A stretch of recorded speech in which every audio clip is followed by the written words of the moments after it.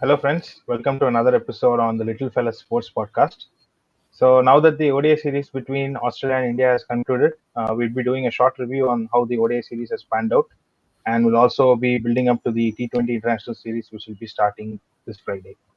So, to review the ODI series and preview the T20 International Series today, we have Anirudh Srinivaas with me as my guest. So, Anirudh, welcome to the show. Thank you, Krishna. Yeah, okay. So without much ado, let's dive deeper. Let's dive into the show. So Anirudh, the ODI series, well, India's lost it. We lost it 2-1. Kind of, I would say it's a humbling loss because both in the first two games at Sydney, we were outplayed in all three departments. Australia were very, very dominant. And today in the third game, we've come back hard. The young guns, Natarajan and Shardul Thakur, have risen to the occasion in the absence of our mainstays, Shami and Saini. And all the players who've come into the side have made a decent contribution. So, what do you make of the ODI series in general? Your initial thoughts? You correctly, first of all, predicted, as you told in your episode, that Australia will win 2-1. So that prediction came out to be true. So, yeah, as a series, it was quite disappointing from an Indian point of view, especially the first two games, because Australia had big question marks heading into the series because obviously they had a very strong top three in the form of Finch, Warner, and Steve Smith. But beyond that, there were question marks over every single one of them. Stoinis has been very inconsistent for Australia. He's not had the greatest of one-day records. With Maxwell, we know how bad he was in the IPL. Bad in the sense we almost felt bad for him because he just couldn't get back to ball, right? And Alex Carey, he's had a couple of good performances in Australia, but there's still question marks over whether long-term, whether he's the solution for them as a wicketkeeper. So there were enough question marks over the Australian team. But the fact that in the both of the games, we lost the toss and they batted first, but we really didn't put up a fight at all with the ball. They obviously played exceedingly well, the likes of Finch, Warner, and Steve Smith. Steve Smith was absolutely outstanding. To get back-to-back 60-ball hundreds is no joke. Very, very rarely do you see 60-ball hundreds, right?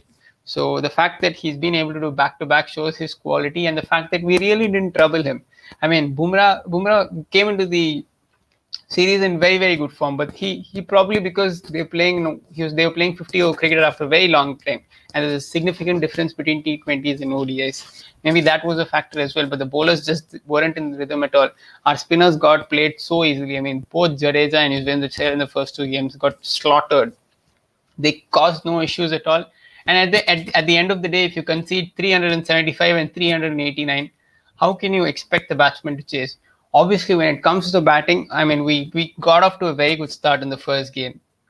We were looking in a good position, but then in the middle, we lost a cluster of wickets. And towards the end, while Hardik kind of put up a fight, in the end, it just became too little, too late. And there was just too much for Hardik to do in the end. And obviously, he couldn't pull it off. When it came to the second game, we didn't get off to a very good start. Our start in the first game was much better than in the second game.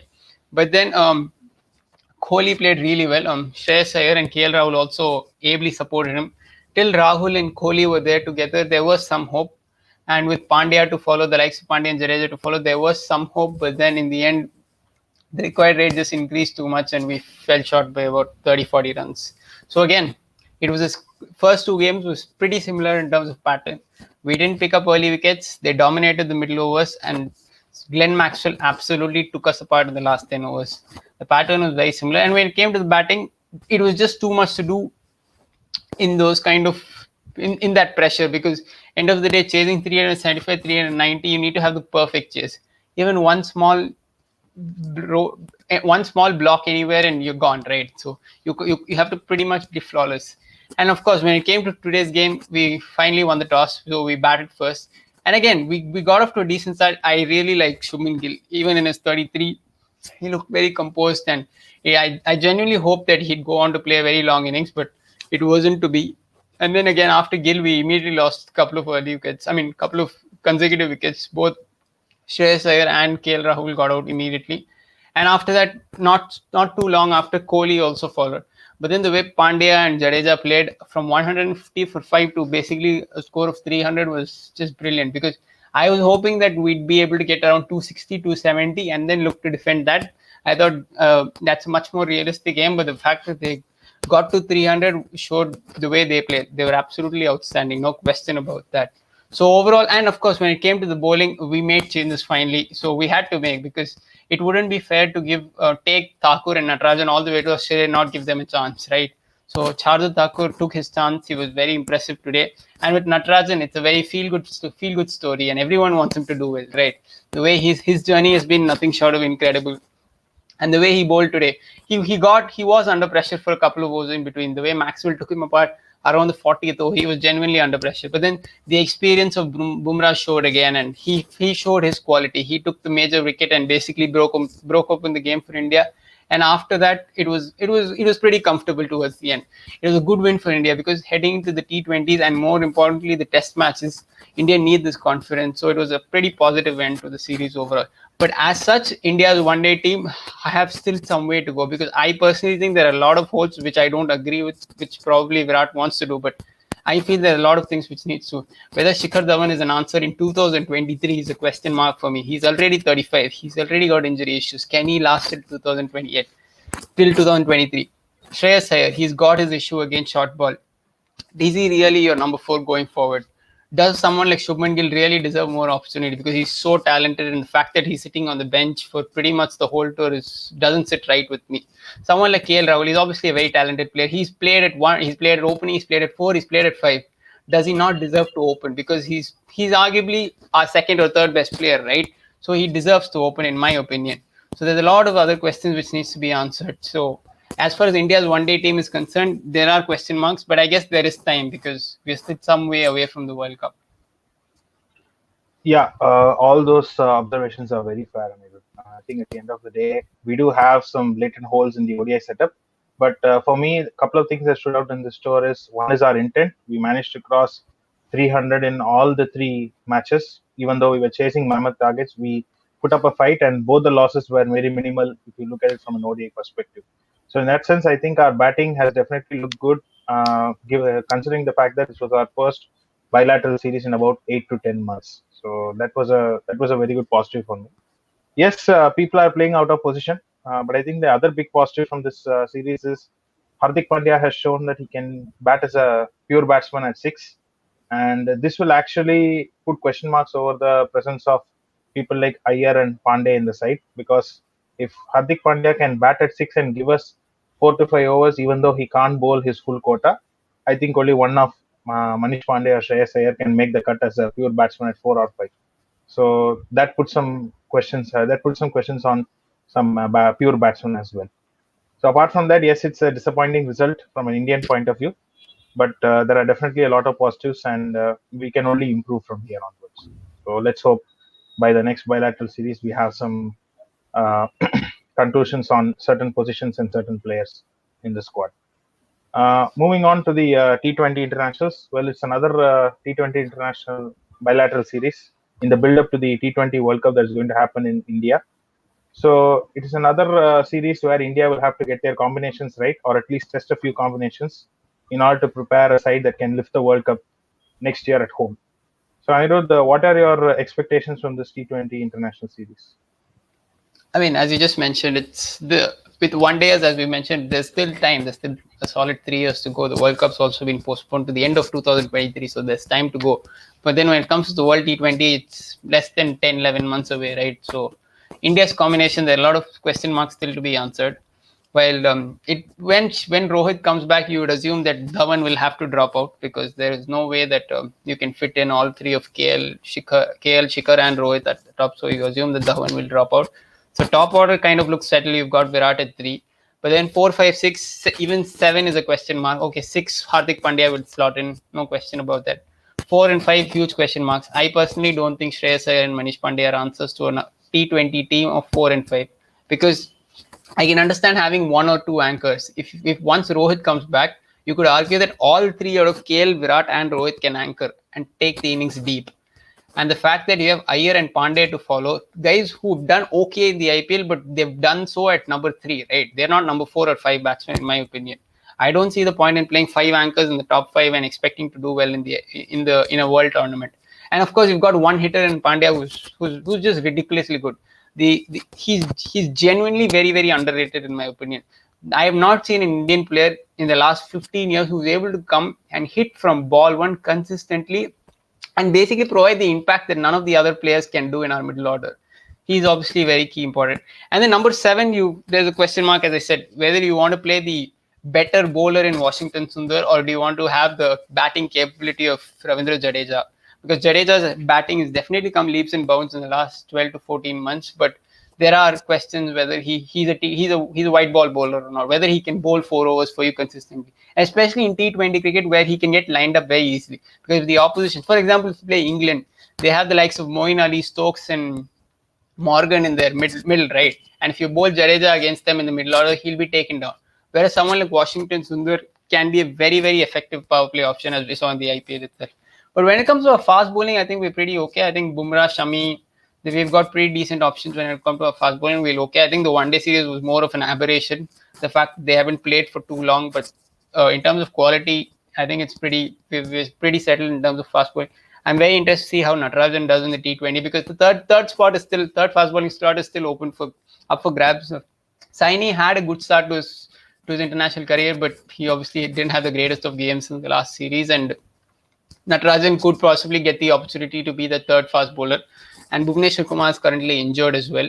So we'll obviously have to look at India's squad and then take it forward how it goes as we go forward. Yeah, so as you rightly pointed out, let's have a look at the squad then. So you did mention a couple of things that you pointed out with the Indian squad. Indian squad is that you are not satisfied with the 4 and 5 batsmen, and that you still think that the third seamer spot is available, and you also look at Washington Sundar as a attacking option in the power play. So this is the squad that we have taken to Australia. It kind of answers all your questions as to who and all are being preferred for those particular roles that you pointed out. So what do you make of this squad?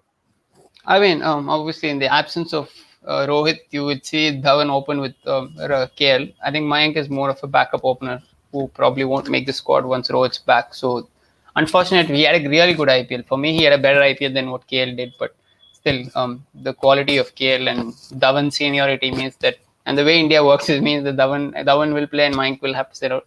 Obviously, three, Virat will play at three. I mean, right now it's probably going to be Shreyas Iyer and Manish Pandey at 4 and 5. Personally, the guy who had played 4 and 5 or 4 or 5 isn't even in the squad. We know who it is. I cannot fathom that he's not even in the T20 squad.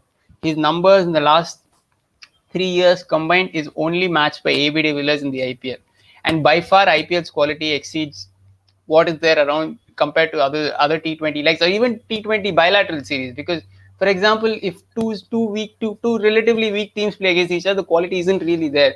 But then IPL, every team has at least two or three very good bowlers, right? So I mean, it is what it is. Personally, I'd like to see Sanju Samson given a chance simply because he's at least not an anchor and a guy who can take on the bowling from ball one. Because India will go nowhere with the middle order of Kohli, Shreyas Iyer, Manish Pandey at 3, 4, 5, in my opinion. But Shreyas Iyer will play at 4 this series. So the question of number 5, whether it's Manish or Sanju Samson at 5, I think it will be Manish Pandey initially. I think probably for seniority or the fact that he's supposedly a good fielder. So someone like Kohli will give that as the reason and pick him at 5, I guess. Six and seven. Six will be Hardik, of course. Seven is a toss up between Jadeja and Sundar. I'm not exactly sure who Kohli will go with. Jadeja obviously showed great batting form, but then Washington Sundar is outstanding with the ball. It's a very close call between them. When it comes to the fast bowling options, obviously you've got Shami and Bumrah who will be the first choices, but I'm not sure if they play all the 3 games with the Test series in mind. But I think all of them in that list will get an opportunity. Deepak Chahar, Natarajan. I think what we'll probably see is in this series, we'll see both Chahar and Natarajan play all the games. And I think Shami and Bumrah will rotate amongst themselves from game to game. And the spinner slot, we've only picked one spinner because Varun Chakrathi was initially in the squad, but he pulled out due to his injury, unfortunately. So I think we'd see Chahal play. I think just a couple of spots are kind of open. The number 5 slot, maybe, and the slot between Jadeja and Sundar, and probably a fast bowler slot. But apart from that, it's pretty straightforward in terms of what we see in the 11. I would just suggest one particular combination for us to try in this series. We've seen the amount of batting that Pandya and Jadeja have done in the ODIs. They've shown that they are capable of handling the situation well and also shifting gears as and when the situation demands it. So my opinion would be, let's play Hardik Pandya at 5, behind one of Shreyas Iyer or Manish Pandey at 4. Let's play Pandya 5 and Jadeja 6. I would rather have two bowling all-rounders in Washington Sundar and Deepak Chahar at 7, 8. And let's have three mucks from 9 to 11. I do not mind that. So if Rishabh Pant's attacking prowess has to be complemented in his absence, then I think the only player that probably comes close or maybe supersedes him is Hardik Pandya. So in that sense, I would probably have Hardik Pandya maybe as a pure bat or as a 1 or 2 over bowler at 5, depending on his fitness, and play Jadeja at 6 and two bowling all-rounders in Washington Sundar and Deepak Chahar at 7. This is I mean, I probably one genuinely combination don't. we can do. Yeah, I genuinely don't mind. I really like that option actually. I mean, I'd rather do that than play someone like Manish Pandey at 6. You bloody defeat the purpose of playing someone like Manish Pandey unless you're going to give an opportunity like Sanju Samson. If you're giving an opportunity to Sanju Samson, then I can understand playing the extra batsman and then playing Pandey at 6 and one out of Jadeja or Sutar at 7. But if you're going to play someone like Manish Pandey and anchor, might as well play the extra bowler and not depend on Jadeja's 4 overs. Because if you don't do that, that at least takes the pressure off him. You can use him if and when the situation demands, and you don't necessarily have to use him for all 4 overs, so that batsmen don't line him up. So what you said is pretty right, but we'll have to just wait and see what the team management does. Yeah. So in that case, I think it's a fairly settled 11, as you said, with Bumrah, Shami rotating their places given the intense test series that's coming up, and Chahal being the only spinner, we expect him to play all the games. So coming over to the Australia squad,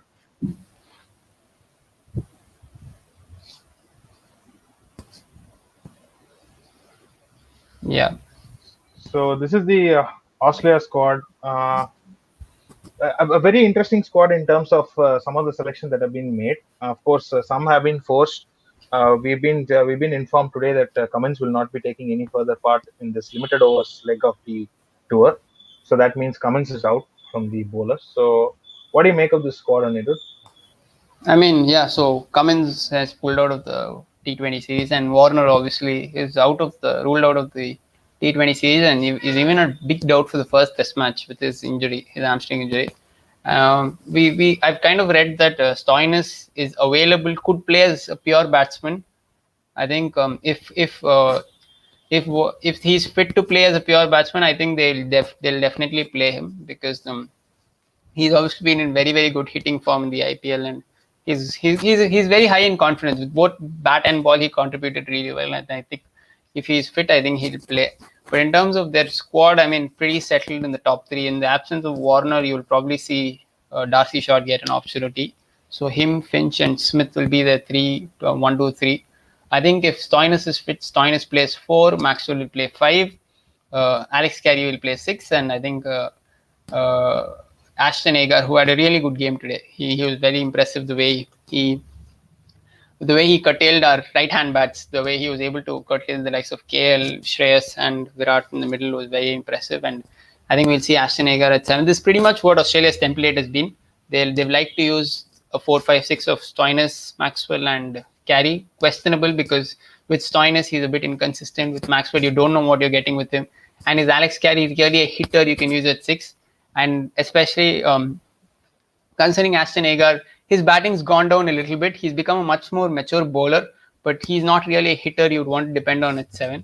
So I think Australia's T20 team is, in terms of at least batting, is definitely weaker compared to their ODI setup. With ODIs, because of the format itself, the top three can make much more of an impact. And like Smith probably suits him his game more to play the one dayers, but T20 got a little more pressure. But Finch obviously is a top quality player. When it comes to the bowling, obviously, if you've got Agar at 7, I don't know if they'll be able to fit in Cameron Green because he had a pretty decent debut today, but I don't think he'll play. You'll probably see one out of Starc and Hazelwood only play because I think they'll also, like India, try to save them up for the test matches. So you'll probably see one of those two play.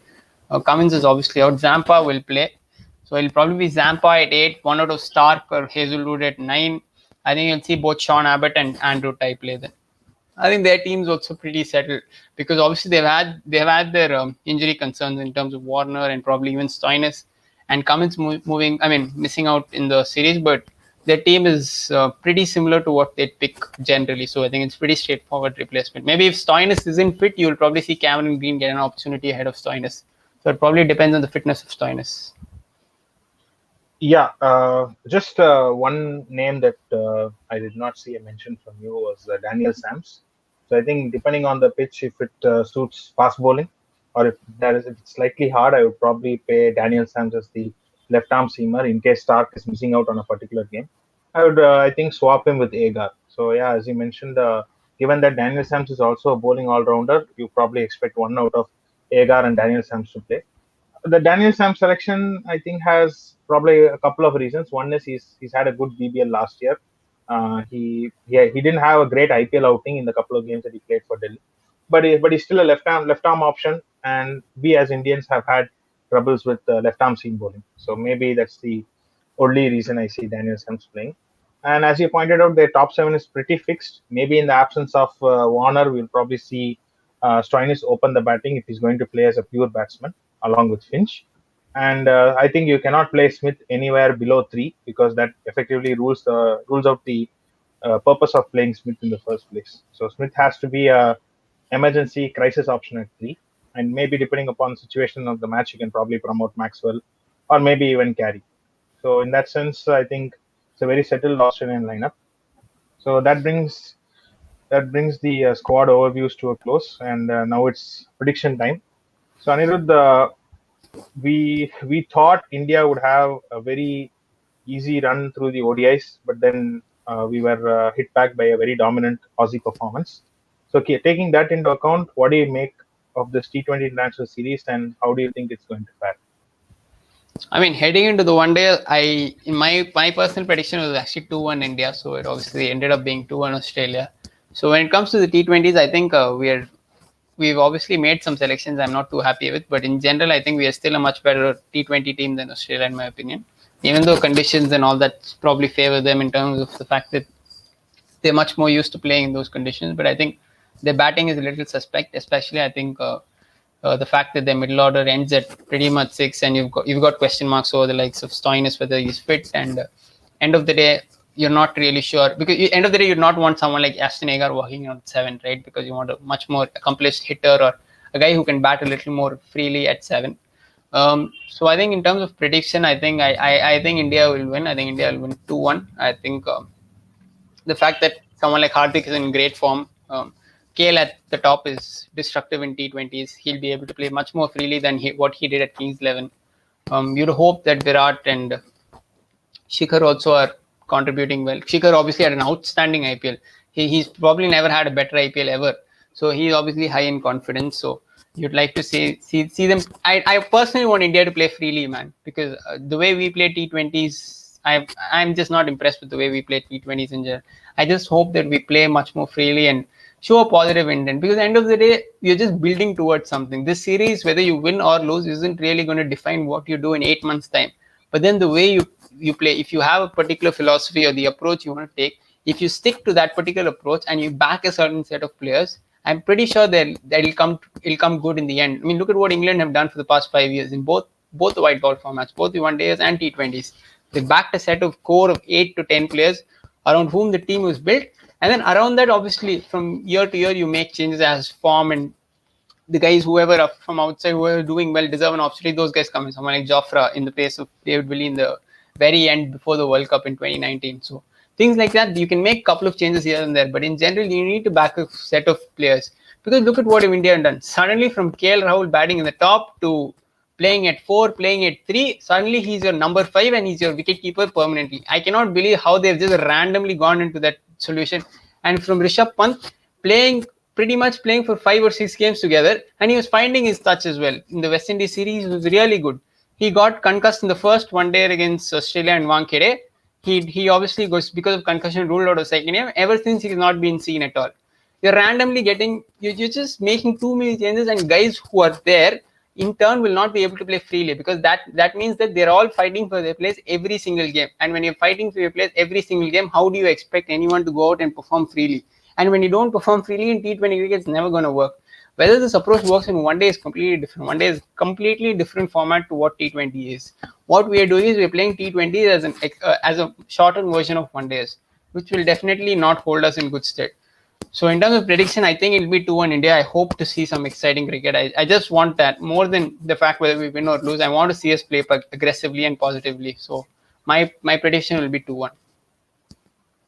And your And X when it comes Factor player? to X Factor player, I think it's going to be one out of KL or Hardik. I mean, Hardik's in absolutely brilliant form. The way he's played, so good to see. I genuinely loved watching him bat. So Hardik will definitely be one. I think KL will do really well at the top of the order. He had a very good innings in the second game. The first and third games, he almost found a way to get out. But I think when he starts off against pace, he's much more comfortable. When he starts off with spin, he's a little unsure of whether to attack or defend. He gets caught up a little bit. But at the top of the order in T20 cricket, I think he'll be okay. So I think it'll be KL and Hardik. And I'd like to see Natarajan have a really good series. Yeah, those were some good observations, Anirudh. As you said, there is a lot of chopping and changing with India across formats, and we just hope that we'll probably settle into a group of 15 players and keep rotating them depending on the conditions and the opposition. So my prediction for this particular T20 National Series would be 2-1 to India. I think this particular win in the third ODI gives India the momentum going into the T20 National Series. And given that you took Hardik and KL as your possible X Factor picks, I think the man from Chinanapatti is going to be the X Factor, Thangarasu Natarajan. Um, I think we'll find Bumrah's death over pairing in Natarajan because he seems to be a captain's bowler. I just observed the entire first spell of Natarajan in the first power play. He was bowling just one particular line, one particular length, hitting it consistently. He got whacked by Finch for 6 and 4, I think, of consecutive overs. But then he got the wicket of Labuschagne, and that is just persistent bowling. He just built up the pressure. Labuschagne bore the brunt of it, and he dragged one back onto the stumps. So I think Natarajan is a captain's bowler. He'll bowl exactly what the captain wants, and he's able to hit a consistent line and length, for a longer period of time, and that is something I've seen only with a few bowlers. So I think Thangarasu Natarajan will be the X factor. And given that he's made his debut in the third ODI, I am pretty sure he will not feel his nerves when we play the first T20 Make the international in difference. Canberra. And his format is T20. As of now, we've all seen Natarajan as the T20 bowler. So I think he'll grow into his own in the T20 format internationally also. And I think he'll definitely feel more comfortable once he picks up the ball for his first delivery on Friday. So I think Yeah, I Thangarasu agree. Natarajan is going to be the X factor. Yeah, I agree. I And my agree with your last prediction, point. I actually agree with your yeah, last point here. You said Natarajan is much more of a T20 bowler than one day bowler because there's still question marks over whether he can replicate what he does in the longer format because one day is completely different ball game to what is there in T20s and he needs to have a little bit of new ball variations. He needs to be able to bowl with the new ball. He needs to be able to come into the middle overs, try to get wickets. But then in T20s, it's very simple. Bowl him during the middle overs when you want to contain, and he's a gun at the death. So I agree with what you said in terms of him being an absolutely top class bowler. Try out at least for a run of games in this series. yeah. That is why I think Natarajan will definitely do well in the three T20 internationals, and maybe just sort out one headache for Kohli, which will be the third seamer spot. So my prediction is 2-1. I think India go into this series with the momentum of winning the third ODI, and given that in the T20 format we at least have a slight edge over the Aussies, I think we'll be able to nail this series. So that's it from us. Thank you, Anirudh, for taking time out and being a part of the podcast today. So please do like, share, and subscribe to the Little Fella Sports Podcast YouTube channel. And you can follow us on Instagram and Twitter at the Little Fellas handle and stay tuned for more updates. Thank you. Thanks a lot.